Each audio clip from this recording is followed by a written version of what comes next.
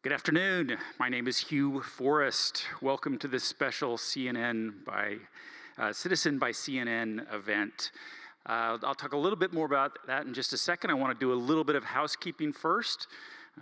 Remind everyone that today is the first day of our trade show, rebranded as the Creative Industry Expo. That is going on until 5 p.m. on the first floor of the Austin Convention Center. That will run through Wednesday, March 16th, if you don't get a chance to check it out today, but lots of great exhibitors, booths, fun things to do. Please check it out. Also, if you heard my welcoming remarks on Friday morning, I mentioned that we are selling special t-shirts in the merch area that benefit Ukraine. Those came in, I think, this morning. Some really cool black t-shirts benefiting Ukraine. Check those out as well. To the here and now. Over the last 2 years, we've certainly all thought a lot about what the changing way that we work is, how we work, and why we work. Otherwise known as the Great Resignation and everything there. A lot of our programming at South by Southwest 2022 reflects these changing work dynamics. Indeed, this is why we are so excited about this afternoon's special Citizen by CNN event and about how America works in 2022 and beyond. Please welcome to the stage CNN anchor, Poppy Harlow. Hi, thanks so much, good to see you. Hi everyone, thank you for coming. Secretary, you're on the far side. This is Labor Secretary Marty Walsh. We can be a little more casual, right? It's like Texas and South by, and we're so glad you're here. What I love about South by in this event, in particular in CNN Citizen, is that I don't have to ask most of the questions. Most of the questions will come from you. So you might already know, but let me tell you how to upload your questions. You go to the app, you go to this session's page, you hit the engage button. You can enter your question, and they'll pop up for me right here, but you can also upvote questions that you like. And the more you refresh your question, the more likely it is to come to the top to get asked. We're also live streaming this to all our friends. I think I told my mom to watch in Minnesota. I think she said she had a meeting. Hi, Mom. You know, at cnnbusiness.com. CNN.com/business. So we're just gonna jump right in. We're gonna start with the news. Mr. Secretary, thank you very much for being here. Thanks for having me today. I'm excited to be here today. I've been invited to South by Southwest in my previous role by the mayor of this great city, and I never quite made it down. Then we had the pandemic last year and the year before, so here we are, and it's exciting to be here, especially talking about workers and the Department of Labor. A lot of people in the country don't understand what the Department of Labor is. But you're going to let them know. They're going to know today what it is. Can we just start out with your shoes? I mean, yeah. This is a hard news CNN interview, and we're going to start out with his shoes. This is breaking news, as they say in CNN. What's the story? This is the first time I've worn real cowboy boots in my life. I'm from Boston, so we don't really have them there. And Mayor Adler sent me a pair and said, wear them with pride. And I figured, what better place to wear them than in Austin, Texas? So I had them on last night with a pair of sweatpants. I was going around the house trying to break them in. I probably should have thought a little more than 4 hours before I came. But I've had them on now for a few hours, so it's good. Little pain How's here. It going? But Any blisters? No, not yet. Okay. Not yet. But I'm pretty. I like them. And in Boston, we really don't wear them. So. Right. But now you will. Now I'm gonna have to start wearing them around Capitol Hill. Maybe that'll help me with some of the congressional people from the southern parts. Yeah, I think that's exactly what walk they in, need. put these up, put the food on my desk, put on the desk. And I think it's good. I used to break in my figure skates growing up in Minnesota. This is what you do with like Vaseline on paper towels. So you could always try that. All right. So switching gears in a major way, we're going to talk a lot. What I'm most interested to hear from the Secretary is really what is the future of work? And people call it the Great Resignation. My buddy Scott Galloway at CNN Plus calls it the Great Reassessment, which I think is really what it is. Really what it is. So we'll get to that. But I do want to start with the news and what's happening in Ukraine and the state of our economy right now. We heard the Treasury Secretary Janet Yellen talk just within the last week about additional moves to punish Russia for these atrocities. She also said that the Russian economy will be devastated as a consequence. But she really seemed to indicate even further steps that will be taken by the administration. Can you give everyone a sense of what you think that will look like? I understand you can't go into specific sanctions, but as we also see the private sector really step up here in America in the last week and pull out? Well, first and foremost, I think all of our hearts go out to the people of Ukraine, and what's going on there. What Vladimir Putin's doing is an atrocity, and it's unbelievable. I mean, I've been, obviously part of the conversation at the White House, but watching it on my way down here, I had CNN on the plane on the way down, and I was just watching, just the strength of the Ukrainian people. It's just amazing, the president, from the president down to the person on the street that just won't leave. And so I just want to first and foremost say that. President Biden made it very clear that he will take every step that he can through sanctions to basically put as much pressure on Russia as possible to, I don't know what the right word is, but not just president, but the Western leaders to punish Putin for what he's doing. And the sanctions that they're put in place now, we're hearing it from the oligarchs, how they're struggling. I heard a story yesterday about one of the big businessmen on the Chelsea soccer team in London, in England, and they're having a hard time keeping players. So they're squeezing them financially. Obviously, they're going to squeeze them through sanctions. They're going to squeeze them other ways. And I'm hopeful, and I think we're all hopeful to some degree, that this brings Russia, well, not Russia, because I don't think it's the whole country of Russia, Putin to his knees to say, we got to stop this insanity. Well, what? You just said you're part of those meetings. No, I mean, Are you in the meetings in the West Wing on this? No, but we within our jurisdiction of Department of Labor, we have the International Office, Labor Office, iLab. So we're working with the G20 and the G7 countries about some of the things that we can do, some of the reprimanding we can do as far as Russia goes. That's what I'm talking about. My little piece. The big conversations. Janet Yellen. Sure. The president and his upper management team. I mean, just this last week, the last 10 days is when we've really seen the most iconic U.S. companies step up and pull out. Yeah. And I also, have been privy to conversations of people who have friends, that have been having to make decisions for their companies. And it's really interesting because they have to grapple, what does this mean for the Russian people that work there or rely on their goods versus what do we stand for as a company? Yeah. So I wonder what your read is on that. And if you have a message for other American companies trying to make that decision right now that haven't made the call. Well, I think a lot of companies have, and the Longshoremen Union out in the Western Port as well said they will not unload ships that came from Russia or Russian companies. They've said that right off the bat. And I think the intention is to put pressure on Russian businesses to go to their government to say this needs to stop. The problem is, I think a lot of people are afraid to go to the Russian government and say this needs to stop. We saw, I think there's about 15,000 people arrested in Russia for protesting in the country of Russia. The rumors and on listening to what's being said, they could serve anywhere from 7 to 15 years in prison. So there's a lot of concern. I just think every American company, as best we can, unite behind the people of Ukraine, do everything you can to make sure we continue to put pressure on Russia so hopefully that Vladimir Putin understands these consequences are going to have much further long-lasting consequences against him and his economy and his country, quite honestly. Is it the administration's stance that, at this official stance, your stance, that U.S. companies should pull out? Well, I don't know if I heard the president say that, but I think in a lot of ways. What do you think? I think a lot of companies are pulling out, and they're making those decisions based on what their business model is or what's in front of them right now. Mm-hmm. I mean, we saw Dunkin' Donuts, we saw McDonald's and companies like that shutting their stores down and pulling out. I don't think there's going to be many companies left that are American companies, either operating with Russia or in Russia, mm-hmm. that's going to continue to do business as this senseless war continues to go on. So we're now seeing also the impact of the Russian invasion of Ukraine on the U.S. economy in terms of, namely, gas prices. I was just talking to family members yesterday about $100 to fill up their car, depending on where you are in the country.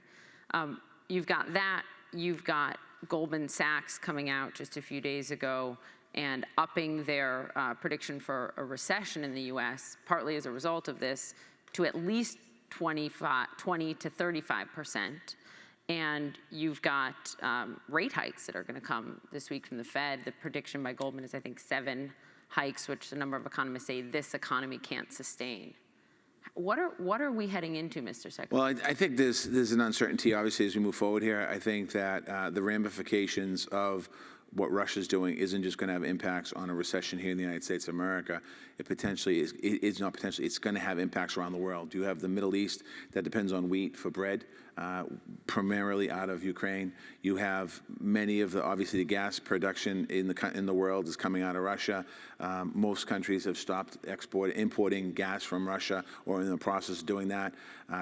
So the impacts of Russia, the impacts of Putin's short-sightedness here is not just going to have impacts potentially on his economy that are going to be devastating to his economy, but potentially have longer-lasting impacts. Sure. So when I think about where we are and think about inflation, obviously, when the pandemic started, we were thinking about just getting through the pandemic. I don't think anyone ever thought about the consequences of what was happening during the pandemic with factories shutting down around the world and issues happening around the world, and how that would impact our supply chain, how that would impact inflation, the cost of goods and services. I think as we're moving through here, President Biden, about the middle of last year, started talking, I think our inflation at that point was 5% maybe. He was talking about doing some pieces of very important legislation and combating inflation this year and last year, 2021 into 2022. This conflict or this war that Russia has brought to the Ukrainian people has changed the dynamics when it comes to inflation, when it comes to our economy. And I can't stand here and make a prediction we're going to go into recession or not. I can tell you that. Are you preparing for? Well, it is a very real likelihood, I guess. It is a real likelihood, but it's also, we have a very strong economy still in the United States of America. We have, record numbers of people going back to work. 7.4 million people have gone back to work in about 14 months. Our unemployment rate's 3.8%. Our claims for unemployment are low. Obviously, that's the positive side of the story. We're working to still get millions of people back to work. The other side of the story is rising costs of whether it's houses or cars or food or all the supplies people have. The president addressed it at the State of the Union the other night when he talked about bringing costs down and working on policies, and some of it's child care, some of it's adult care. So again, I think we're in a very flex moment right now in this world. It really, I mean, it's a flex moment. It's a huge moment for Department of Labor because you're looking at 7.9% core inflation, upward. I mean, most economists think we're going to hit double-digit inflation before it goes back down. Yep. Janet Yellen talked about 12 months of painful inflation in this country. And then as you just said, the real possibility of a recession and a new economy as people reassess what it means for them to work. I just wonder, I mean, you have a hard job right now. I wonder how you think of all of that and keeping us on track. Well, probably about 6 or 7 months ago in my office, we were talking about unemployment and people not going back to work, and you heard the Great Resignation, and you heard Striketober and all these things. What I said is, I want to own the future of work. I want us, the Department of Labor, to own what does the workplace look like. When the pandemic began, I was a mayor. We thought 3 months into the pandemic, the workplace will never be the same. We'll probably go to hybrid, but it's so much more than hybrid. We saw inequalities in childcare. We knew inequalities existed for women and communities of color. We knew that happened. We saw inequalities in people looking for flexible time, and the ride-sharing companies all say flex time. Flex time was around long before ride-sharing, and companies had done that forever. And now when we think about the future of work, what we're going to do at the Department of Labor, we're going to convene conversations. We're going to bring businesses to the table. We're going to bring workers to the table. We're going to bring organizations to the table to talk about what the future of work looks like. So it looks very different for every company and looks different in different parts of places. Then we're going to be also looking at a component of implementing what the future work with and work with businesses all across the country in carrying out what exactly a workplace should look like. That's quite a statement to hear. I don't think I've ever heard you say before, we at the Department of Labor want to own the future of work. First time I said it, probably publicly. All right, so breaking news.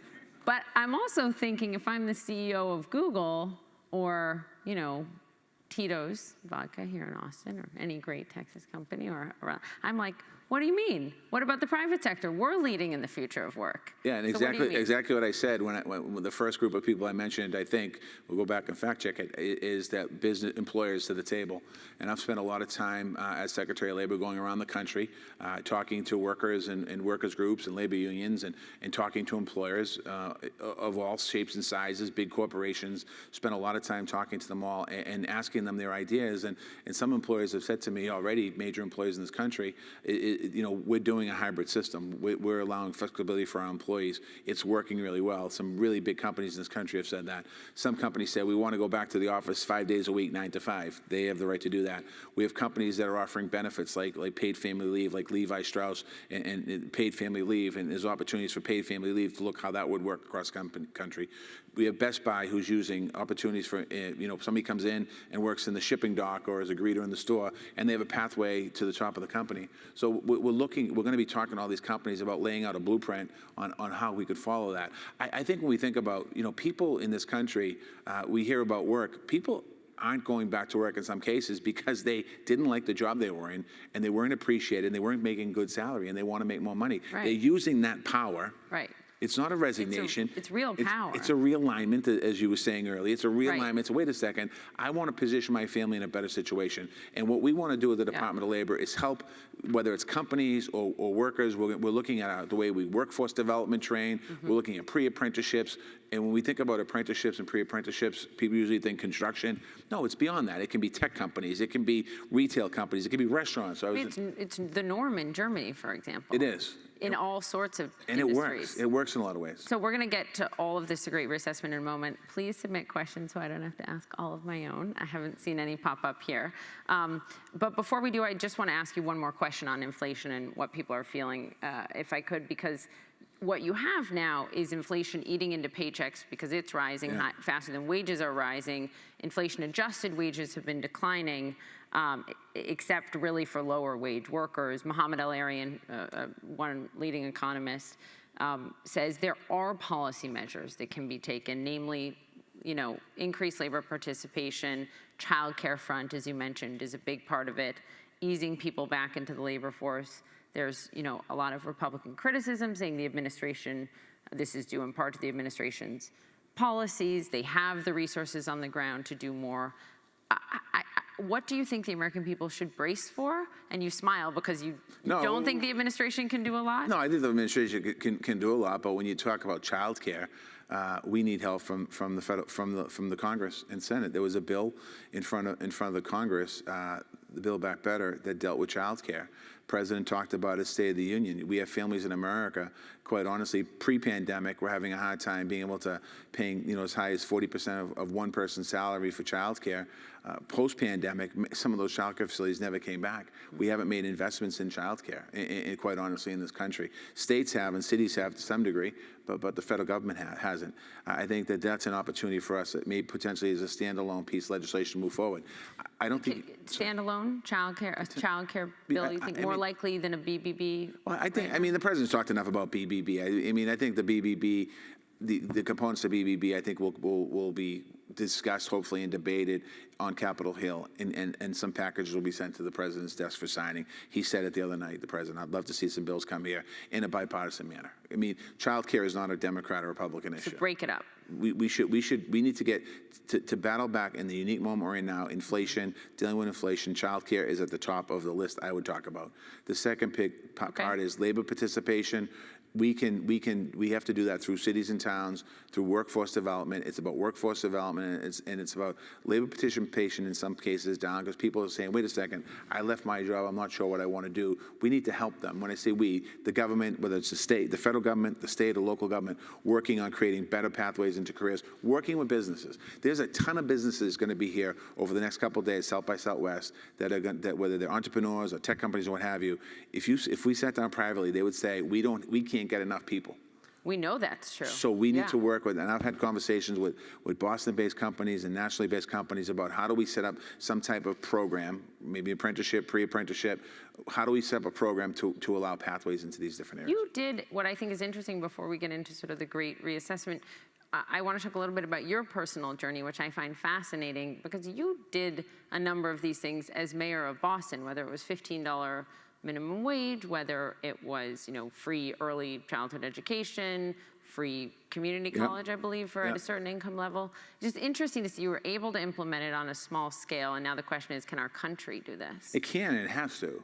When I think about being the mayor of Boston, the reason why we want free community colleges is because we had too many young people in our city that were underemployed or not employed not earning even a minimum wage, never mind a living wage, and it was intergenerational in some cases, poverty, and creating a better pathway. We did universal pre-kindergarten in the city of Boston because we understood that young people that have a, come from a middle-class background or middle class or above, their chances of going to college and graduating were far better than kids that came from poorer neighborhoods. And the studies show if we get somebody, a little one, into pre-kindergarten at 4 and 5 years old, their outcomes for their life is so much better. So we were able to do that. I was able to, as the head of the building trades and as mayor, create a pathway into the building trades for people of color and women into the building trades, building pathways being one program, Operation Exit, another one, which is for second chances. But the key for me in Boston was I had the employers at the table that were like, let's do this because we have all these colleges, we have all these universities, we have all these opportunities. Why not have Boston fully being supportive? Yeah, we have great questions. I love these, guys. Let me start with Jordan's question here. What is it in the middle? What does it actually mean when the government says they made jobs? I think when they talk, when economists and the Department of Labor, when we're doing the stats, it means under that administration, those number of jobs are created. So the private sector made jobs. No, mostly the private sector made jobs, but there are some government jobs with the American Rescue Plan. There's been a large amount of government jobs. What we're trying to do at the Department of Labor, a little different than what the question was, but what we're trying to do is partner with businesses and partner with cities and states to create pathways into jobs. Okay. Can we go back to the original questions that were up here and just leave them up here for a minute? Because there was a great question about getting former people who served time back into the workforce that I'd really like to put back up there. But as we get that back, this question comes from Henry. What is the outlook for supporting U.S. companies in being able to hire foreign citizens? Will there be a policy change? I mean, there's very few of these visas, as you know. Henry, I'm with you, man. I'm 100% with you. And I know the president's filed legislation. I'll give you 3 quick scenarios. Right now, we have anywhere from 11 to 13 million undocumented people in the United States of America that are working here in dangerous situations. We should create a pathway for citizenship for those folks. We have DACA recipients who are brought here by their parents, young people that are in our schools getting educated. We should create a pathway. If we do immigration reform the right way, we won't have to worry about DACA. DACA will be covered in there. And we also have TPS holders that come to our country. One other thing, we have thousands of universities, and maybe not thousands, hundreds of universities and colleges in the United States of America. I think we have thousands. We have people that come to this country, get educated in our colleges, whether it's in Boston at some of our great schools or here in Texas. And when they're done, they can't go to work here. We can't give them a pathway. That just doesn't make any sense. We really have to revamp, in my opinion, and I think the president's opinion, the whole issue around visas and about immigration. Yes. And Republicans agree to this, and businesses agree to this. We've watched how many decades have... Everyone agrees, and except when it becomes a debate, they turn into politics. It's like if you talk to any major business in the country, and I have, and you ask them the question, they're like, absolutely, we need immigration reform. We need more workers. Albert, how do you propose fixing the rising cost of living with respect to the nominal increase of wages? Skipping my morning grande matcha oat latte, that's so South by Southwest, isn't it? Isn't the answer. Well, he's right. Well, I'll say this to you. I missed your name. Where are you back? Right there. That's Albert. Albert. Albert. Albert, raise your hand. If we didn't have Albert, I can't even see anything. Albert, Tell you, Albert. there's Albert right there. Albert, thank you. It's a very fancy coffee. Albert, if we didn't have, obviously, we didn't have inflation the way it's going. We saw wages rise this year, 5.1%. And obviously, we're dealing with inflation as well. So the idea would be to raise the wages and get the inflation down so that wages outpace inflation. Yeah. That's the goal here. There are some circumstances that have happened, as we all know in this room, over the last 18 months, whether it's the supply chain issues, COVID-19, and now what's happening in Ukraine. They're not excuses, but the reality of the situation is we're dealing with some big challenges in front of us. And I agree with you. I don't want you to not have to buy your latte. I want to see. Well, it's not even just that. He's saying that's not the answer. I know it's not the answer. We're looking at families having to move out of homes and. Trust me, I know. Yeah, I know you know much better than I. Yeah. I really appreciate this question from Ben. It's the second one. 11 million vacant positions. It's 11.3 million now, and reckoning of the justice system. How can we help bring the 70 million Americans with criminal records back into the workforce. And this is something I've thought a lot. We were talking backstage that I'm doing a year of law school right now, and I just finished criminal law, and I'm now taking a law on a class on the death penalty and all of the injustice in the system leading us to where we are. And so much of it is about a second chance. No, and I am a huge believer in second, third, fourth chances. If you want to share some of your stories. And I'll talk about my story in a second, but I'm a huge believer in that. I think a couple things. Number one, at the Department of Labor, we are looking at, the first thing we looked at was really Corey background checks to see what exactly needed to be Corey'd, what didn't. Obviously, what did you say? Corey background checks. Okay. Like, so some companies that they have background checks for everything, and they're doing even checks on your finances.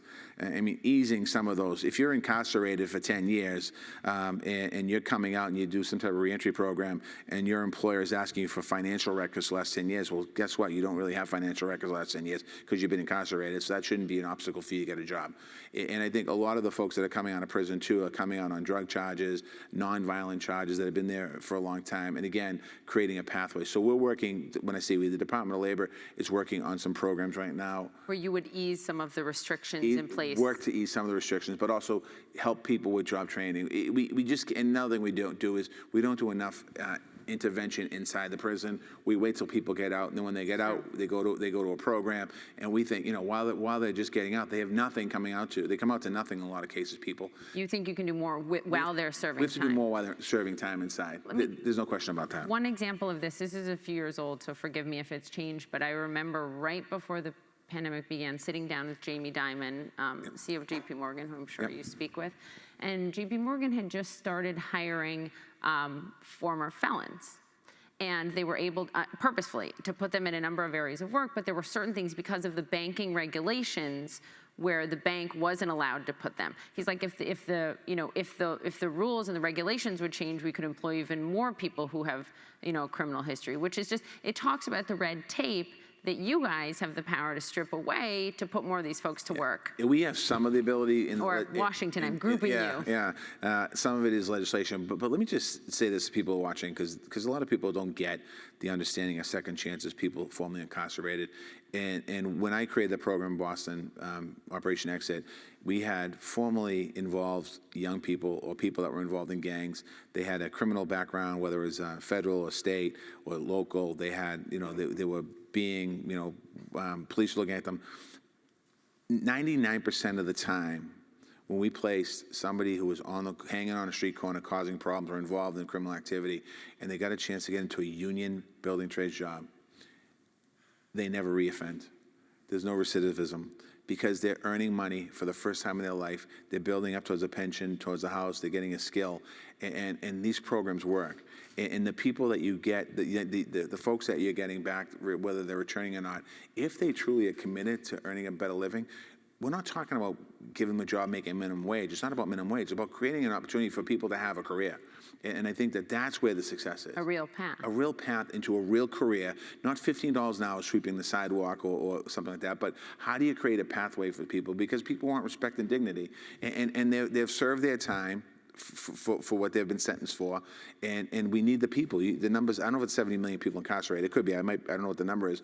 But when you think about that number, there's a lot of people in America that are incarcerated that if we create a pathway, and they end up back. I think that's people with records, even after they're out. And if they end up back in prison, they end up most of the time because they have nothing else. They can't find a job. What if you didn't get a second chance? If I never get, I wouldn't be standing here. I mean, certainly, my story is I've been in recovery 27 years. I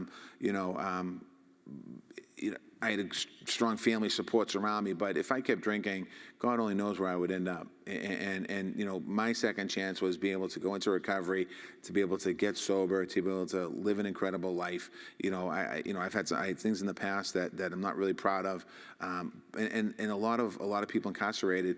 I think it's the number where 65 to 75% of the people in prison are in there because they were under the influence of drugs or alcohol during committing the crime. So I could have been one of those folks very easily in prison. There's no question about it. And many of us, the president talked the other night, 23 million people in recovery in this country. Those 23 million people, if they all went out at the same time, they'd be havoc in the streets, trust me.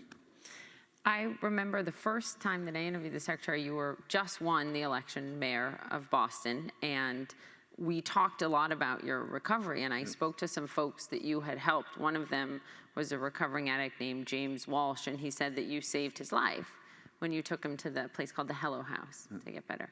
And I wonder... James Taylor. His name was James Taylor? Yeah. I wrote James Walsh. I rewatched James our Taylor. together. So you remember him? Yeah, I remember him sat well. on the stoop of a house with He him introduced me when I Boston. was running for mayor. When I was running for mayor, he introduced me at my kickoff. James Taylor, he is a guy that was African-American man who was in recovery years ago. He broke out. He was a court officer. He doesn't mind me telling the story. He was a court officer, and he started smoking crack, and he lost his job. And I was actually at Boston Medical Center. There's a program called Project Assert downstairs, which gets people into recovery. I was bringing somebody else to try and get them into a program. And this black guy was sitting at the table, and I didn't know who he was. I thought he worked there. And long story short, I ended up getting him into a halfway house that day. Yeah. And he's still in recovery. He's a great man. I love the guy. And he's doing so well. But, like, you know, that's when you're in recovery, you have to give it away. If you don't give it away, then you're being selfish, meaning like reaching a hand out to help somebody to get into recovery, because somebody was there for me when I needed it. Somebody put their hand out to me, and they helped me a pathway into sobriety. How do you think about your experience and James Taylor's experience and so many other Americans in recovery or fighting for that? Yep.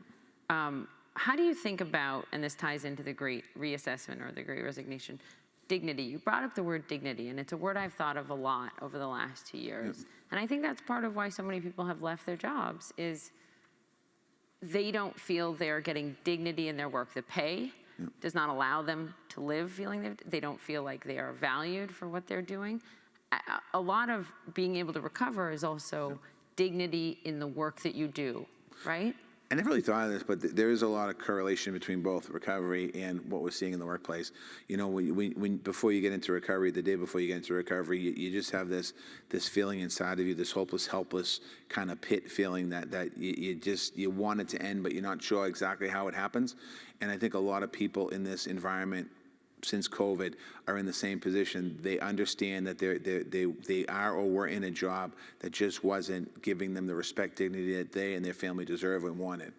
And I think that's why it's very important that the Department of Labor and some of the programs that the president is pushing, the infrastructure bill, the infrastructure law, and some of these other things, that there are opportunities for these folks that are dropped out. They can get into these jobs, these good-paying jobs.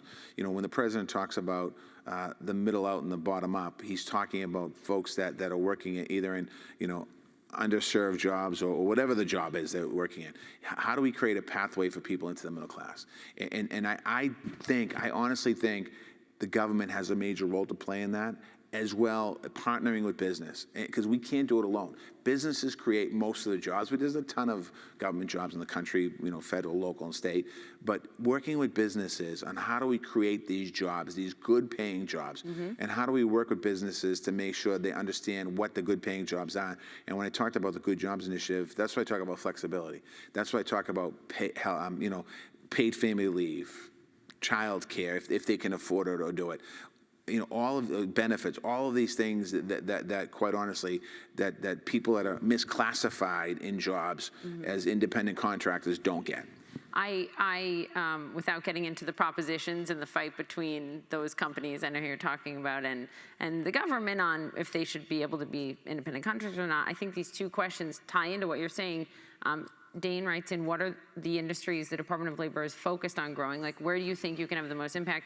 And then Joshua Blow, what role does society play in working with DOL? Because I do think that you guys seem like, oh, they're there in Washington, and they don't really know how what we do every day can tie to what you do. Well, Dane, I think that what industries, they can be any and all. I think right now we're focused on trucking, one of the ones for the supply chain. We'll be able to sign up a couple hundred contractors to trucking companies to expand the role of apprenticeship in trucking. That's one of the big clogs in the wheel, if you will, one of them in the shipping. But sorry to interrupt, but do you worry about focusing on growing that now when so many of those jobs are going to get replaced by automation? Are those the jobs of the future? I'm just being realistic Yeah, but about what's coming. I think trucking's going to be here. I think there's going to be With people driving trucks. Yeah, well, maybe eventually, some way down the road, in another room today, they're probably talking about how none of us will be driving anything a few years from now.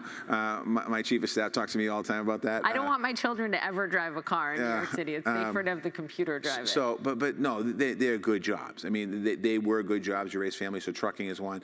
I think we have an opportunity to work in the space of nursing. In this country, I think we have nurses are our heroes. Nurses are our heroes, so needed. Just think about this for a minute. We really don't have a nursing shortage today. We have a little bit of a shortage, but our real shortage is the next 5 to 10 years. That's when people are aging out of the system, if they stay in the system.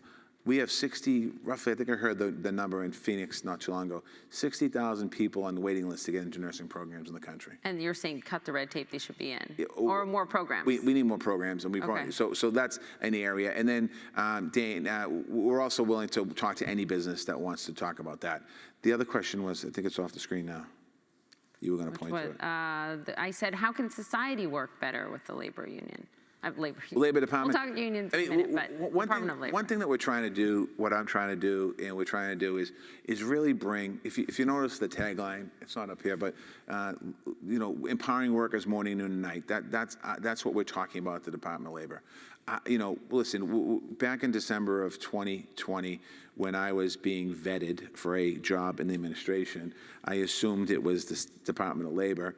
And what I did was I went on the Department of Labor website to see exactly what's covered under the Department of Labor. And I didn't understand at the time the magnitude of what the job covers. Now, I knew OSHA and MSHA, I knew unemployment insurance, things like that, but I didn't realize we had a women's bureau. I didn't realize we were involved in insurance, in mental health parity. I didn't understand that we had a veterans office.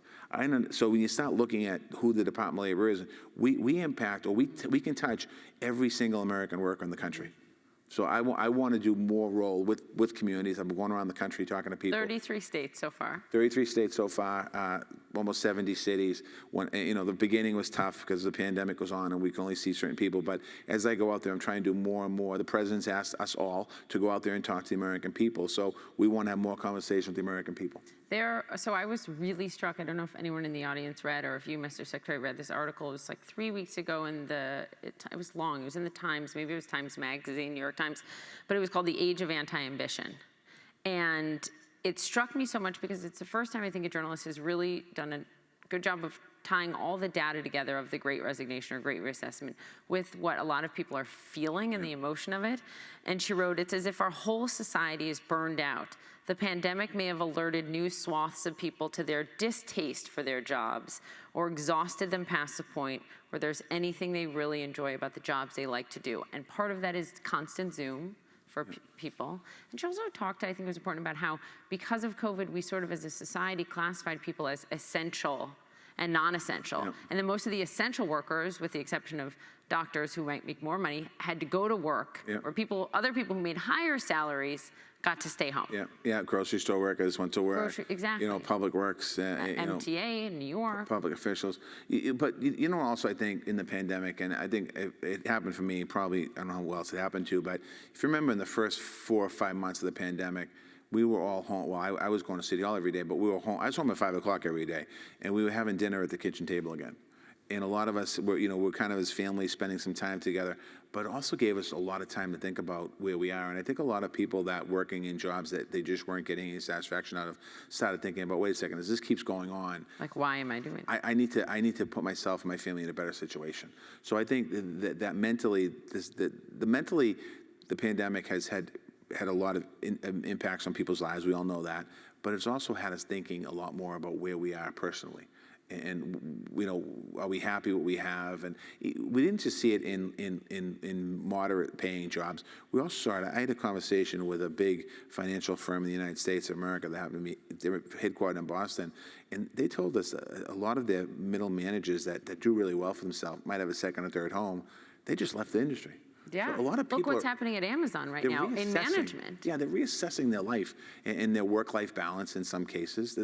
A lot of people are reassessing that. And I think the companies that are going to benefit from that are the companies that really think about how do they market and get those folks to think about going to work for them.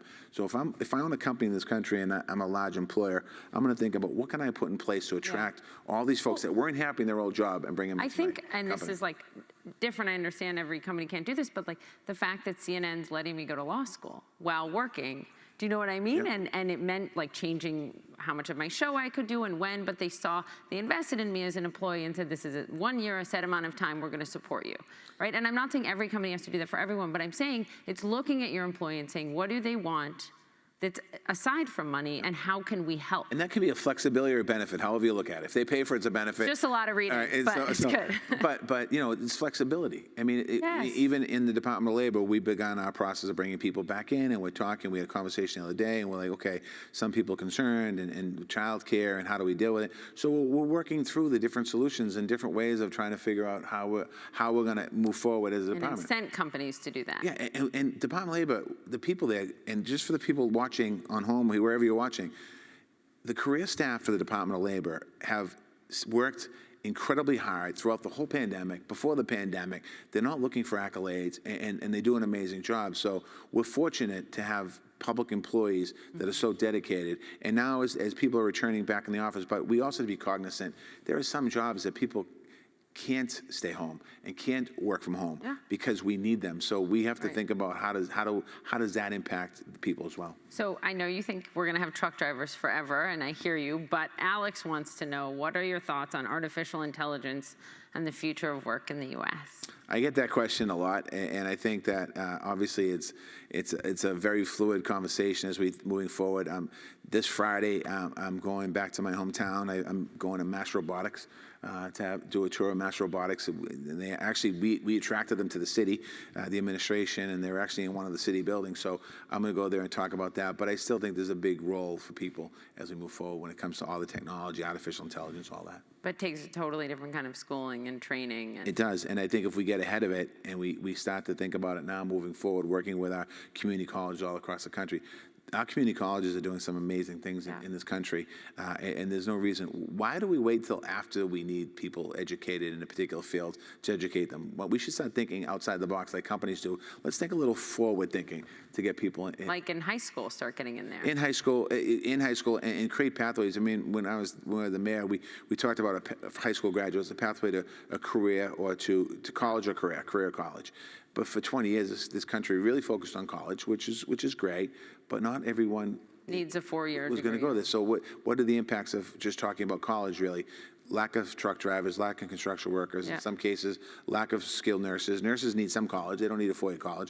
So and there's other areas. So we do have an opportunity to reimagine what's the future of work. That's part of our future work. So let's spend a little time. We have a great question from Daryl here. What does the role of labor unions have? What role do labor unions have in the new economy? You're a labor union guy. Yep. You're head of a union.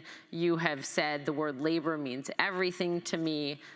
You went down to the picket lines with the Kellogg workers. Starbucks is up in Alabama, I believe, is up for another union vote there. Amazon. I'm sorry, it's Amazon in Alabama. There's Starbucks as well. I mean, it's really interesting to see what's happening. And I wonder how you think of the labor. I know you're pro-union, but like the labor movement in a new and changing and increasingly tech-driven economy. Yeah, I think the labor movement has to change, and some of them have to change and adapt to that new economy. I mean, they have to. The unions have to change. The unions have to too. If you're going to be organizing workers in X field, and it's not a 9-to-5 industry, then you have to think differently. And I think also, with flexibility, as we talk about the future of work, we're going to bring unions to the table to talk to employers. Some of these employers are unionized. And if they want to change the way they do their business, they want to change the hours and give more flexibility for somebody that might want to go pick up their kid, or they have a sick kid at home, and how do you deal with the flex time, maybe not sick time. So I think, we're going to have labor unions to the table, but I think labor unions have an obligation as well in the 21st century to look at their model and talk, because 70% of people, there's a couple of polls done, 70% of the American people look favorably upon unions. That's the highest number, I think, since the 1950s or 60s. There's a huge opportunity there for labor unions, but they have work to do. Can you just dig into that a little bit, and then I'm going to get to this good question about women and childcare. But how, like, do you think Amazon should be unionized, for example, like across the board? If the workers want to unionize, they should have the right to. I mean, I feel that everyone should have the right to form a union if they choose. There's a process that goes through. It's an election, and if the workers choose to be organized, then they should be respected. If the workers decide not to be organized, that decision should be respected. This question comes, it's anonymous. It says, with women feeling really burned out, I think women and men, and any primary child caregiver, which is my husband this weekend as I'm here, are there policies planned to help them in particular? You did say at the beginning you think a child care bill is going to be broken out. It needs to. I mean, and I think that we have to collectively work to strengthen the child care system. First, there's a couple problems there in the child care system. Number one, the cost. The cost for good, strong, quality child care. Not every family in America can afford it, number one. Number two, we need to respect and pay the workers in our child care centers more money. Many child care facilities are losing employees because they're great employees, but they lose them to schools and teaching because they can't afford to keep them, because they can't afford to pay them the salary that they're looking for. Mm-hmm. You know, they're getting paid entry-level work for taking care of valuable little ones for us in this country. I think that's another... Our most valuable Our most valuable asset. And quite honestly, three, you know, if we make an investment in child care, then we can create pathways for more women to get into the building trades. Right now, the building trades, I'll give you one example. Usually you start your job at 7 in the morning, sometimes 6. You work till 3:30. If you get overtime, you have to take the overtime. If you're a single mother and you want to get into the building trade, 6 a.m. You can't get, and if you want to keep a couple hours overtime. Daycare center's not open often at 6. Rethinking childcare, and not only that, but you're also educating young people. So we're giving our young kids an opportunity to get a faster start before they go into pre-kindergarten. We have to do that. The last month's job report, one thing that we looked at, the black unemployment number not the unemployment number, but we saw more participation by black men in the market, less participation by little less black women. That was the first time that black women were less than men. Yeah, I saw that. And then a lot of the people that are out of work still, a lot of our entrepreneurship, we had 7% growth in entrepreneurship. Many of them were women that started companies of their own. I want to ask you, before I get to a few more of your questions before we wrap up, something really interesting happened around the last jobs report that I'm not sure everyone noticed, but I certainly did and was struck by it. So up until last month, the Department of Labor did not break out unemployment rate for Native Americans. Yep. Ever. Unbelievable. Which is crazy. And when you actually did start releasing the data, it showed that Native Americans saw their jobless rate soar to 28.6% in April of 2020. That was right after the pandemic started, the highest group, and yet the data wasn't out there. So Brookings did this really important study, and they said that Native Americans have largely been left out of the important discussion when it comes to economic well-being in the United States. Was it you? Who pushed BLS to release that data, and why is it so important? The president has been very clear from day one that he represents all Americans, and he put together a Native American steering committee at the White House that Secretary Holland is chairing, and we're working on a whole of government approach when it comes to Native Americans and reservations around this country. I've been to two so far. I'll be at another one next week when I go to the Seattle area. But when I looked at the number, I was shocked that number was not in there. No one knew. I didn't think about it first. And 3-4 months ago, we started talking about we're gonna count the number, and I just assumed that we did. I just didn't get the number, and we didn't. So it's really important. I think the unemployment rate for Native Americans last month was 7.8%, if I'm not mistaken. Right, that's double the national average. It's double the national average, and that's, we still have to fine tune the numbers. So, it's the president has been very clear. Even when it comes to grant making, when we do grants and stuff, a lot of Native American reservations, they won't apply to the money because it's so low. Right. I mean, it speaks to the importance of real, and you talk about Deb Haaland and being in that position, real representation just across the board, and how important it is to have the data out there so that the public knows. So we can work on it too. The public knows we can work on it. And then also in the infrastructure law, a lot of the lead pipes and the orphan oil wells that we talk about are on Native American land, reservations. So we have to, I was in Albuquerque, New Mexico, and we saw tons of them. a few more questions before we wrap up. These are great questions, guys, so thank you. Will this great resignation fundamentally change the labor market, or is it a short-term change? If long-term, where in the ecosystem could things change the most? It's a pretty deep question.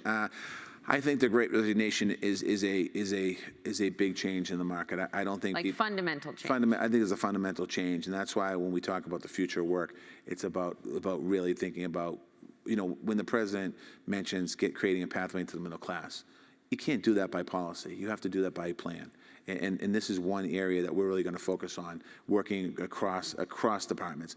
We have something called the Good Jobs Initiative, where we're working in and around with all the departments about creating good jobs, whether it's in energy, environment, interior, whatever it might be. So it has to be all of us collectively working together. And then when it comes to the good job, I think, if we do this right, if we think about setting this system up right for the future of America, we're really going to put lots of people on pathways to success. I love this question from Lucas. Was at a session encouraging people to quit their jobs, create NFTs, pursue ambitions. Does the Department of Labor support entrepreneurs? How is crypto disrupting the Labor Department? Should we quit and create NFTs? No, don't quit. Don't quit. I need the numbers. Every month I'm in front of CNN. I know, you're like on my Poppy's show. hammering me on the show. What's wrong with the number? You missed expectations. It's supposed to be $1 million. It's only 750,000. What's wrong with you people? No, don't quit. But if you want to start a business, we'll help you. Do both. Work on the side. No, don't quit. I think. But let me put it this way. Workers in America should demand better jobs. Workers in America should demand better pay. Workers in America should be respected by better pay by employers in this country. There's no question about it. I mean, I want companies to be successful. I want them to do well. I want our companies in this country to be the best in the world. The way they get there is by having incredible employees, by treating their employees with dignity and respect. I thought I was a good mayor of Boston because I had amazing people working for me, better than I, smarter than me. As Secretary of Labor, I have great, smarter people working for me every day, and they're working every single day. I love the people I work with now. I love the people. So I'm talking to employees. Respect your employees. Isn't part of respect there, just to follow up, remember when Google started, and I think pretty much when they started giving people 20% time. Yep. That one of your 5 days was to work on your own project. I think that still exists. Yeah, some companies did flex before that. But shouldn't that be? Would you like to see something like that more normalized across corporate America, where employees feel like they have agency to build something? Yeah, and that's what we're talking about. Future work. We're looking at that, working with companies on that. Not all companies can do that, but looking at what are some of the flex time they can do, what are some of the benefits they can do. I mentioned Levi Strauss a minute ago. They offer paid family leave to their employees. Yeah. It's a recruitment tool and a retention tool, and they have very little turnover. And it costs them. So Chip Berg, CEO of Levi Strauss, is part of our new CNN Plus series, Boss Files, yep. Which premieres March 29th, by the way. Yep. No, but I spent a whole day with Chip at Levi's because I've been very impressed with the way that they've led on that front, and it cost them 1/10 of what they thought it was going to cost. And sick time went down, and they were just over the moon with it. And then, there's some companies in this country doing some really amazing things, and have been doing it for quite a long time. And again, when companies are talking about, we're having a hard time retaining people. Well, how about you look at what's happening over here? They're not having a hard time. What can you do to maybe steal some ideas or share best practices? And that's what we want to do. Diana writes, and you make a distinction between minimum wage and living wage. What are the efforts to make those two one and the same? And I should note, it is very different, the cost of living in a high-cost city like Austin or New York City or Minneapolis, where I'm from, versus rural parts. But I wonder, Mr. Secretary, what do you think a living wage is let's take Austin. I'm not sure it is in Austin. No, what do you think it takes to live in an American city? I'm just saying, in Boston, the living wage, I want to say, it was $17.98 an hour, and that's very difficult to live in a city like Boston for $70. In this city, I think the cost of housing is getting higher. Very high. So I don't think I don't know the minimum wage in Texas is not $15 an hour, I don't think. But you can't get by on $15 an hour minimum wage. What blows my mind is that, and generally living wages are generally spoken at mayors. Mayors generally push to get living wages in their city for their employees and for the contracts they work with. And minimum wage is generally at the legislature, it's always the legislative level or Congress. And the fact that our minimum wage in this country on a national level is $7 and some change is really $7.25. really disheartening. And $15 an hour, I mean, when I've, the fact that people can't get their arms around the fact that $15 an hour is really tough for people to make it on, and we can't pass that piece of legislation. Look what my eggs this morning in New York cost $4.19. No, when we raise minimum wage in Massachusetts or anywhere in the country, I think it's 26 states now, not one business went out of business because of it. Actually improved, the small businesses increased in most places. In Boston, it went to the roof, booming. Okay, so final-ish question. We're running out of time. This is from T. Frenzel. How do you promote business focused on employees before stock owners? So this is the fundamental question, I think, for the future of business and CEOs is it Milton Friedman's world? Is it bottom line before everything else? Or is stakeholder capitalism really the future? Or is it just corporate speak? No, I think, it's a great question. I think stakeholder capital is something that businesses will start to think more about as they move forward here in our economy. I know everyone talks about stock market. It really depends on the company. Well, I'm just saying, either you're driven by here's what we need to do to meet quarterly expectation, what analysts say, or here's where I'm going to spend more on my employees, not meet Wall Street's expectations, but I think we're going to win in the end. I can't speak for where we are as a country yet, but I can speak to, as we think about, as I said earlier, about respecting your employees, there's no reason why a company can't be super successful, make a ton of profit for their company, and treat their employees respectfully in the same way. We can do that. And I think the companies that will do that in the long run will be more successful in this country. You have seemed optimistic through all of this. In every interview I've watched with you, you somehow remain optimistic, given all these headwinds that we started out with at the beginning. Inflation, unknowns in the war, the impact on the economy, the real likelihood of a recession. You remain optimistic? Yeah, I mean, this country's gone through challenges for its entire history. When I'm down in D.C. and I go for a walk sometimes at night, I'll walk by the World War II Memorial. And I mean, you talk about challenges, what that generation was able to overcome, coming out of a depression, Great Depression, fighting for the freedom of the world, quite honestly, in World War II. And those veterans just had so much optimism moving forward. We're the greatest country in the world. We can solve any problems that are in front of us, and we will get through this. We're living in a once-in-a-century pandemic. We're aiding a country that's being bombarded by a tyrant. And this is the greatest country in the world. We have work to do. We have to continue to look inward to make sure that as we support workers and support people, we're lifting everyone up. I mean, there are communities in this country that have been left behind for so long. The African-American community, communities of color, women, we're still having those conversations in 2022. Now's the time that we need to collectively act together so that we can say, that was really a turning point in our country. We're at a turning point moment, and we have a president that believes in that. We have a president that is willing to go all in to make sure we have a country that's equitable and successful. And was the difference not? I mean, where I get worried is the division in this country. We have a lot of division. Because there was a real galvanizing moment when you're talking about after World War II for this country to come together. Not everyone was of the same political persuasion, but sometimes it feels hopeless now that we're fighting with each other more than acting together to lift more up. I think we have to leave our political parties at the door and put the country first and put the people that live in the country first. And honestly, the president the other night at the State of the Union talked about, 70 pieces of legislation that was done on a bipartisan basis. That's a good number. It should be more than that. Both sides should be sitting down and saying, how do we help Americans? I mean, listen, I was an elected official. I represented the city of Boston. I represented everyone in the city, whether you were a progressive or a conservative, a Democrat, Republican, Green Party, Tea Party, whatever you were, I represented the people in that city. Elected officials need to go back to representing the people again. Secretary Walsh, thank you so much. And thanks to everyone for all of your great questions and everyone watching online. Thank you. Appreciate it very much. Thank you for the time.